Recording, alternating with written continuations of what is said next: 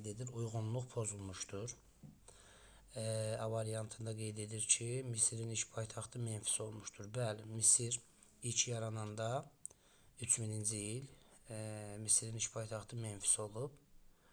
Bir də A da doğrudur. B variantında yazır ki, aşağı Misir Nilin deltasında yerləşir. Bəli, Misir dövlətində Nil çayı ətrafında yaranmışdır və Nilin Aralıq dənizinə tökülən hissəsi şimal hissədir. Şimal hissə aşağı Misir. Nilin yuxarı hissəsi isə yuxarı Misir isə Nilin başlanğıc yeridir. Yəni aşağı yuxarı Misir adlanmışdır. Ona görə də B variantında yanlışlıq yoxdur. Yəni aşağı Misir Nilin deltasında yerləşir. C variantına baxdıqda yazır eradan əvvəl 7-ci əsrdə Yunan tarixçisi Herodot Misiri Nilin tövhəsi adlandırdı. Bəli, Misiri Herodot Nilin tövhəsi adlandırıb, lakin eradan əvvəl 7-ci əsr yox, eradan əvvəl 5-ci əsr. Çünki Herodot eradan əvvəl 5-ci əsrdə yaşayıb və tarix əsərini də eradan əvvəl 5-ci əsrdə yazıya almışdır. Ona görə də uyğunluq C variantında pozulmuşdur. Birinci suala C variantı yazılır. Keçid alırıq ikinci sualımıza. Səbəb nəticə əlaqələrinin düzgün verilmədiyi variantı müəyyən edin deyir. A bəndində deyir ki, Makedoniyalı İskəndərin Misirə yürüyüş etməsi, Misirdə yerli sularla hakimiyyətə gəlməsinə son qoyulması. Deməli, biz bilirik ki, Misirdə yerli sularla hakimiyyətə gəlməsinə eradan əvvəl 525-ci il Pelusiya döyüşündə Əhəmənilər son qoyub. Sadəcə olaraq baxırıq ki, sualda Makedoniyalı İskəndərin yürüyüşü yazır. Bəli, Makedoniyalı İskəndər eradan əvvəl 32-ci ildə Misirə yürüyüş edib və Misiri tutub. Ancaq ki, ondan qabaq Əhəmənilər yerli sularla hakimiyyətə gəlməsinə son qoyulmuşdur. Demək, düzgün verilməyən bəndlərdən biri A-dır. B-ni oxuyuruq, B bəndini. Misir hakimiyyətinə qarşı Afrikada üsyanların yatırılması, Misirin əvvəlki qüdrətinin bərpa edilib ön Asiyaya yürüşlərə başlaması. Bəli, burada doğrudur. Üçüncü Tutmosdan sonra belə deyim, Misirdə Afrikada üsyanlar olur. Misirdə amma üsyanlar yatırıldıqdan sonra Misir yenidən öz əvvəlki qüdrətini bərpa edir və yenidən ön Asiyaya Ramzesin rəhbərliyi ilə yürüşlərə başlayır. B-ni doğru verib, ona görə bizə düzgün verilməyəni soruşur. C-də deyir, Misir Het müharibəsinin baş verməsi, Hetlərin qalib gələrək Suriyanı tamamilə ələ keçirməsi. Deməli, eradan əvvəl 2-ci minilliyin sonları 13-cü əsrdə Misirlərlə Hetlər arasında müharibə olur və Kadeş sülhünlə başa çatır. Sadəcə olaraq nəticə hissədə yazır ki, Hetlər qalib gəlib Suriyanı tamamilə ələ keçirməsi. Hetlər qalib gəlmir, müharibə bərabərə bitir, belə deyim. Və burada Şimali Suriya Hetlərə, Cənubi Suriya isə Misirlərə keçir. Burada da düzgün variant göstərilməmişdir. Biz bildik ki, biri düzgün variant göstərilməyən biri A-dır, digəri C-dir. Doğru cavab AC, hansı variantda verilib? A variantında. Üçüncü sualda yazır, Qədim Şumer tarixinə aid olanları müəyyən edin. Qədim Şumer tarixinə, deməli, müdafiə üçün təbii mağaraların olmaması, bəli.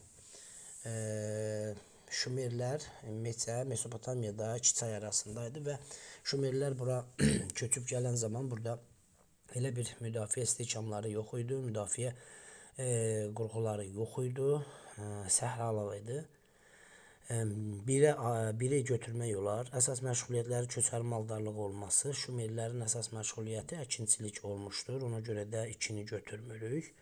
İlk nəqliyyat sayılan təkərli arabaların düzəldilməsi, bəli, təkəri və eyni zamanda təkərli arabaların ixtirası Şumerlərə aiddir, götürmək olar. Şəhər dövlətləri əvvəllər məbəd kahinləri tərəfindən idarə olunurdu. Bəli, şəhər məbədləri əvvəllər en və ensi rütbəsi daşıyan kahinlər tərəfindən idarə edilirdi. Sonradan Luqal adlanan hökmdarlara təqdim olunur, onlar idarə etməyə başlayır. 4 də doğrudur.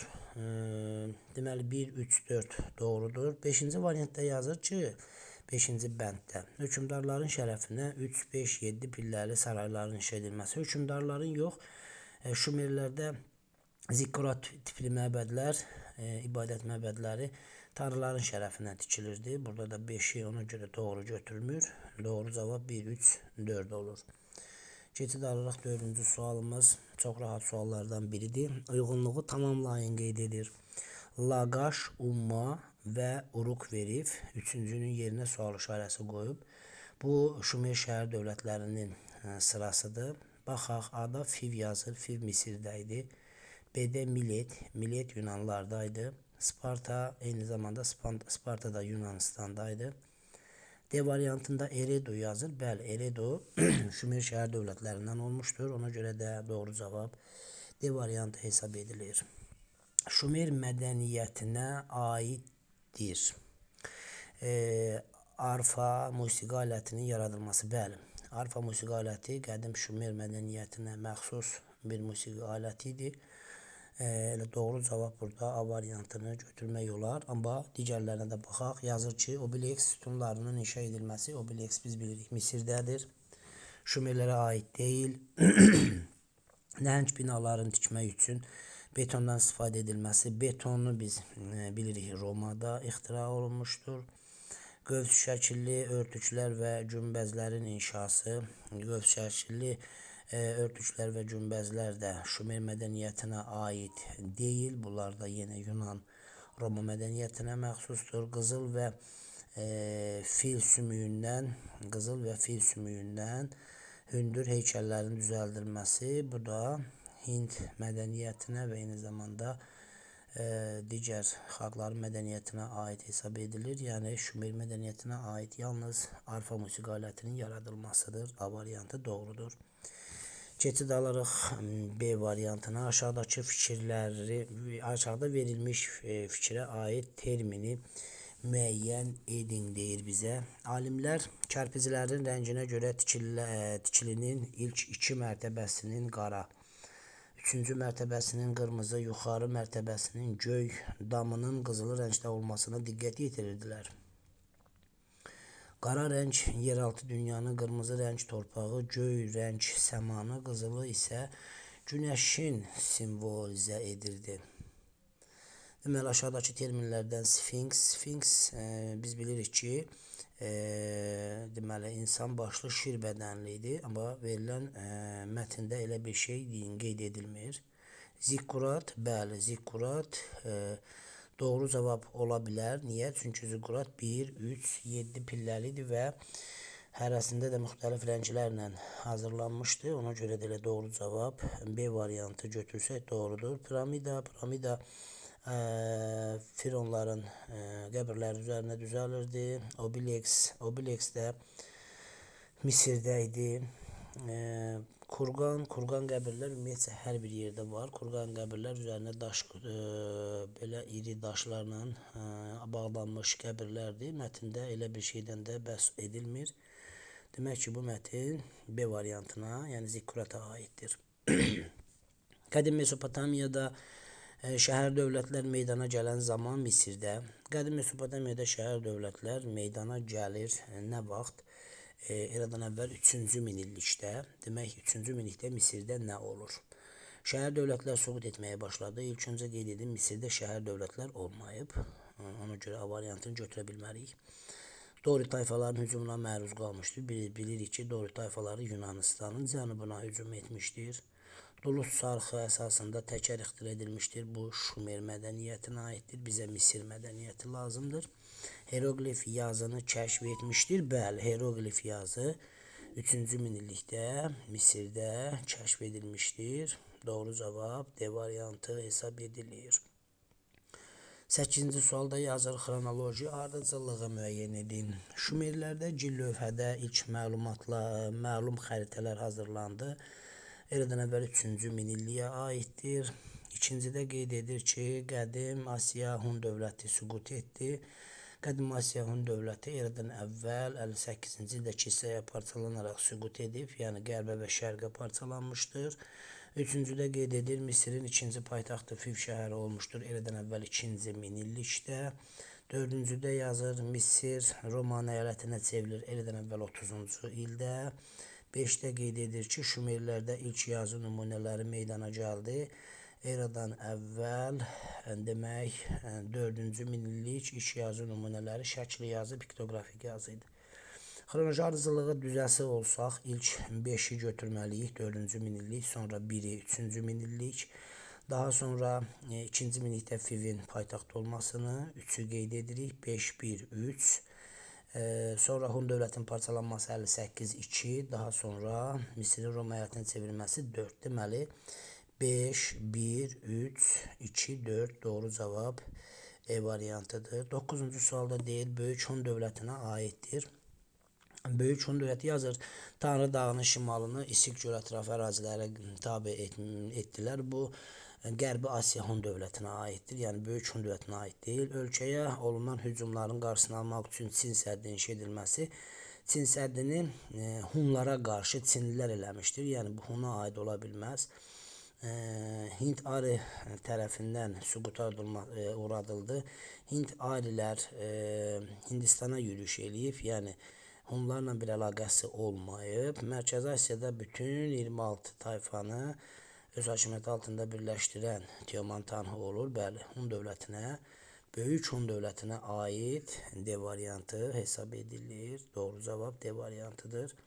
10-cu sualda yazır, Teoman Tanhu'nun hakimiyyəti dövrünə aiddir. Bütün ölkə üçün vahid ölçü, çəki və pul sistemi yaratdı. Bu Çin imperatoru Sin Shi Huandiyə aiddir. Sin sülaləsinin dövründə. Ona görə A-nı qeyd edə bilmirik. Buddizmin əsas himayədarı və təbliğatçısıdır. Bu Hindistan tarixinə aiddir, Aşokaya aiddir. Monqol və Tibet tayfalarını tabi etmişdir. Bu Hun hökmdarı Mete'yə aiddir, Teomanın oğluna. Hun tayfalarını vahid dövlətin tərkibində birləşdirdi. Bu Mete Tanhu'ya Eradan əvvəl 3-cü əsrin ikinci yarısında Mete Tanhu Hun tayfalarını vahid dövlət tərkibində birləşib və vahid dövlət yaratmışdır. Doğru cavab D variantıdır. 11-ci sualda yazır, aşağıdakı fikirlərdən neçəsi doğrudur? Hunlar haqqında ilk məlumat Eradan əvvəl 5-ci əsrdə Herodotun tarix əsərində verilmişdir, yanlışdır. Niyə? Çünki Hunlar haqqında ilk məlumat Eradan əvvəl 2-ci minillik Çin mənbələrində verilib. Teoman Tanhu Oğuznamədə Oğuz Xaqan kimi adlanır. Teoman Tanhu yox, onun oğlu Mete Tanhu Oğuznamələrdə Oğuz Xaqan kimi adlanır. 2 də yanlışdır. Mete Tanhu Asiya Hun dövlətini imperiyaya çevirmişdir. Bəli, Çini də özündən aslarla salıb Böyük Hun dövlətini imperiyaya çevirmişdir. Hun ordusu onluq, yüzlük, minlik və 10 minlik süvari dəstələr şəklində təşkil edilirdi. Bu da doğrudur. Yenə Mete Tanhu'nun dövründə olmuşdur. 4 də doğrudur. Demək 3 doğrudur, 4 doğrudur. Hələ ki ikisi doğrudur. 5-ciyə baxaq, deyir, Pinçin sülhünə əsasən Hun hökmdarı hər il Çinlilərə xərac ödəmə öhdəliyini öz üzərinə götürdü. Hun hökmdarı Pinçin sülhündə qalib gəlir. Necə Çinlərə xərac ödəyə bilər? Burada Çin hökmdarı, Çin imperatoru xərac ödəməlidir. 5-də də yanlışlıq var. Demək ki, aşağıdakılardan yalnız ikisi doğrudur. Ona görə də B variantını seçirik. 12-ci sualda yazır, Qərbi Asiya Hun və Şərqi Asiya Hun dövləti üçün oxşar cəhət. Xan sülaləsinə tabi olmaları, bəli, Eradan əvvəl 58-ci ildə parçalanandan sonra Qərbi Asiya Hun və Şərqi Asiya Hun yaranır. Eradan əvvəl 58-də bunlar parçalananda Çində Xan sülaləsi, çünki 206-cı ildə Xan sülaləsi hakimiyyətə gəlmişdir. Bir doğrudur, götürmək olar. Çini özlərinə tabi etmələri, Çini özlərinə tabi etmir və əksinə Çin Qərbi Asiya və Şərqi Asiya Hun dövlətini tabi eləyib. 2 doğru deyil, oxşar deyil. Böyük Hun dövlətinin parçalanması nəticəsində yaranması, bayaqlarım qeyd elədim, Eradan əvvəl 58-ci ildə Böyük Hun imperiyası parçalanması nəticəsində yaranmışdır. 3 götürülə bilir oxşar kimi. Müstəqilliklərini uzun müddət qoruyub saxlamaları xeyr. Müstəqilliklərini Qərbi Asiya Hun uzun müddət qoruyub saxlaya bilməyib. Amma Şərqi Asiya Hun qoruyub saxlayıb. Ona görə də biz 4-ü oxşar götürə bilmirik. Mərkəzi Asiyada mövcud olmaları, bəli, elə Böyük Hun dövləti də Mərkəzi Asiyada yaranmışdı və onlar da Mərkəzi Asiyada, yəni Qərbi Asiya Hun və Şərqi Asiya Hun da Mərkəzi Asiyada mövcud olmuşdur. Doğru cavab 1, 3, 5 A variantı. 13-cü sual, səhv bəndi müəyyən edin deyir. Misirdə Şumer möhürlərinə oxşar möhürlər tapılmışdır. Doğrudur, bəli. Arxeoloji qazıntılar zamanı tapılmışdır. Tarixdə iş yazılı qanunlar Şumerlər yaratmışdır. Bu da doğrudur. İş yazılı qanunlar Şumerlərə məxsusdur. Şumer idarəetmə sistemi teokratiyaya, yəni ilahi hakimiyyətə əsaslanırdı. Bəli, biz dedik ki, Şumer şəhər dövlətlərini məbəd kahinləri idarə edirdi və ilahi teokratiyaya əsaslanırdı. Burada da ciddi də bir yanlışlıq yoxdur, səhv yoxdur. Çin mənbələrindən məlumdur ki, Hunlar ilk siyasi birlikləri ildən əvvəl 2-ci minillikdə meydana gəlmişdir. Bəli, biz Hunlar haqqında ilk məlumatı Çin mənbələrindən 2-ci minillikdə əldə edirik. Dedə də bir yanlışlıq, səhv yoxdur. E variantında yazır, Hunlarda Tanhular seçki yolu ilə seçilirdi. Deməli, burada tək başına hakimiyyətə malik idi və hakimiyyət ilsən keçirdi. Yəni, atadan övladına keçməli idi. Yəni, seçim yolu ilə deyildi və yanlış bənd də E variantı hesab edilir. 14-cü sualda yazır, uyğunluğu müəyyən edin. Teoman, Tanhu və Mete Böyük Hun dövlətinin hökmdarları. A-da qeyd edir, Asiya Hun dövlətini yaratdı. Teoman, Tanhu. A-nı 1-ə yazmalıyıq. Ordu islahatı keçirərək ordunu onluq, yüzlük, minlik və 10 minliklərə böldü. Bu Mete Tanhu'nun gördüyü işdir. B-ni 2-yə yazmalıyıq. Hun tayfalarını vahid dövlət tərkibində birləşdirən Teoman Tanhu olub. C-ni 1-ə yazırıq. Demək, 1-ə A-nı və C-ni yazdıq. Dedə deyir, düşməni vahiməyə salan Fitsalan oxları düzəltdirdi. Bu Mete Tanhu'nun dövrünə aiddir və D-ni də biz demək 2-yə aid edirik. 2-yə B ilə D-ni aid elədik. Çin dövlətindən asılılığı qəbul edib tabe oldu. Bunların heç biri Çinə tabe olmuyor və əksinə Çini özlərindən tabe etmişdilər. Demək, doğru 1-ə aiddir. Demək, A və C, 2-yə aiddir. B və D bəndləri doğru cavab C variantı hesab edilir. Növbəti sonuncu sual. 15-ci sualda deyir ki, Eyler-Venn diaqramına əsasən uyğun bəndləri müəyyən edin. Quldar, baxaq Venn diaqramında Misir, Şumer, Hundan bəhs edir. Quldar dövlət olmaları hər üçü quldar dövləti idi. A-nı 4-ə yazırıq. Çoxallaqlıq mövcud idi. Hər üçündə çoxallaqlıq mövcud olub. B-ni də 4-ə. Deməli, oxşar A ilə B. Baxaq variantlarda oxşar A ilə B. Yalnız B variantında qeyd edilib, oxşar A ilə B. Demək, doğru cavab da elə B variantı gəlməlidir. Sadəcə olaraq növbəti bəndlərə baxaq. Ordunun əsasını süvari qoşun təşkil edirdi. Bu Huna aiddir. Ona görə C-ni 3-ə yazırıq. Dövlət idarəsi teokratiya, ilahi hakimiyyətə əsaslanırdı. Şumerlərdə idi. D-ni 2-yə yazırıq. Hökmdarların əsas dayağı yaxşı silahlanmış və təlim görmüş ordu idi. Bu da Misir tarixinə Fironlara aiddir. E-ni də 1-ə yazırıq. Demək, 1-ə E, 2-yə D, 3-ə C, 4-ə də A, B. Doğru cavab B variantı hesab edilir.